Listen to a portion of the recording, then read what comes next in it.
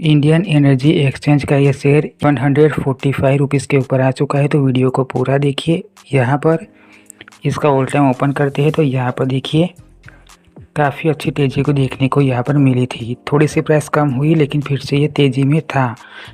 तो यहाँ पर थोड़ी सी यहाँ पर गिरावट देखने को मिली है, लेकिन इसका एनालाइज करेंगे और मैं आपको बताऊंगा कि अभी इसके अंदर इन्वेस्ट कर सकते हैं या नहीं, और कितना यहाँ पर डिविडेंड मिलता है वो भी मैं आपको बताऊंगा। तो यहाँ पर देखिए इसकी प्राइस कितनी थी। यहाँ पर देखिए 187 रुपीज़ के ऊपर थी। वहाँ से गिरकर 140 से भी नीचे आ चुका था। बहुत तेज़ी से यहाँ पर इसके अंदर गिरावट देखने को मिली है। अब यहाँ पर देखिए गिरावट तो देखने को मिली है, लेकिन इसका वॉल्यूम करोड़ों में है। तो यहाँ पर बाय सेल करने में कोई प्रॉब्लम नहीं आएगी। लेकिन इसका फंडामेंटल को सबसे पहले एनालाइज करेंगे तो इसका जो ये मार्केट कैप है वो 11,000 करोड़ है। तो ये कंप्लीट पॉइंट है। उसके बाद इसका पी रेशियो 27, तो ये भी कंप्लीट। इस कंपनी के ऊपर थोड़ा सा डेप्ट है, लेकिन ये एनर्जी सेक्टर है तो चलेगा। उसके बाद इसका आरओई अगर देखें तो ये भी कंप्लीट है। ईपीएस 4 रुपीज़ यहाँ पर ईपीएस है, मतलब कि एक शेयर बाय करोगे तो यहाँ पर 4 रुपये का तो प्रॉफिट हो सकता है। अगर होल्ड करके रखोगे तो भी प्रॉफिट होगा। कैसे होगा? यहाँ पर डिविडेंड, ये कंपनी 2% का यहाँ पर डिविडेंड पे करती है।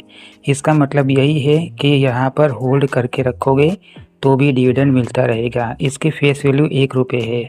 अगर देखा जाए तो ये फंडामेंटल कंप्लीट है। यहाँ पर कुछ भी नेगेटिव पॉइंट नहीं है, लेकिन इन्वेस्ट करने के बाद 3 महीनों के अंदर चेक करते रहना ज़रूरी है। ये बात भी समझना ज़रूरी है। अब इसके फाइनेंशियल को चेक करते हैं। यहाँ पर देखिए क्वार्टरली काफ़ी अच्छा रेवेन्यू जनरेट किया है और ये कंपनी प्रॉफिट में भी है। अब इसका एक साल का कर देते हैं। यहाँ पर देखिए हर साल यहाँ पर कंपनी ने काफ़ी अच्छा प्रॉफिट किया ही है। तो ये कंपनी प्रॉफिट में ही है, लॉस में नहीं है। फिर भी इसकी प्राइस अचानक इतनी गिर चुकी है, तो उसको ये मत समझिए कि ये पेनी स्टॉक बन जाएगा, क्योंकि यहाँ पर देखिए रिटेल की होल्डिंग यहाँ 47% यहाँ पर रिटेल की होल्डिंग है। लेकिन यहाँ पर ये जो म्यूचुअल फंड है उन्होंने यहाँ पर इन्वेस्ट किया है 27% का, 27% का यहाँ पर म्यूचुअल फंड ने इन्वेस्ट किया है।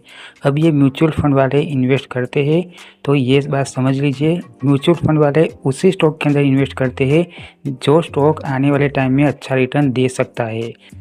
तो यहाँ पर म्यूचुअल फंड का इतना इन्वेस्टमेंट है तो यहाँ पर इन्वेस्ट कर सकते हैं। भले ही यहाँ पर प्रमोटर्स की कोई होल्डिंग नहीं है, लेकिन यहाँ पर म्यूचुअल फंड की 27% होल्डिंग है।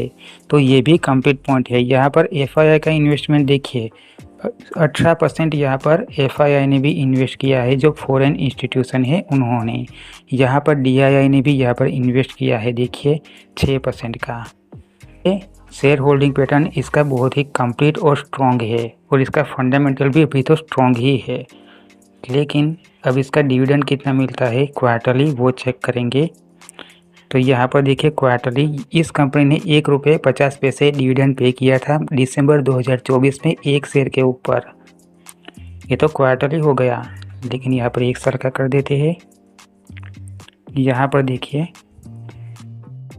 2023 में 1 रुपये का डिविडेंड एक शेयर के ऊपर मिला था, और 2024 की बात करें तो 2 रुपये 50 पैसे डिविडेंड मिला था। तो यहाँ पर अब इसके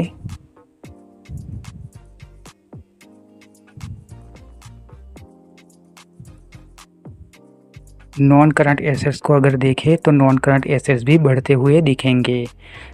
लेकिन ये कंपनी डिविडेंड भी पे करती है, तो होल्ड करके रखोगे तो भी कंप्लीट पॉइंट ही है। यहाँ से अगर देखा जाए तो ये स्टॉक फिर से 180 तक जा सकता है, क्योंकि यहाँ पर म्यूचुअल फंड का इन्वेस्टमेंट 20% से भी ज़्यादा है, और एफआईआई का भी यहाँ पर इन्वेस्टमेंट है, डीआईआई का भी यहाँ पर इन्वेस्टमेंट है। इसीलिए कह सकते हैं कि ये 145 से 175 तक तो जा सकता है।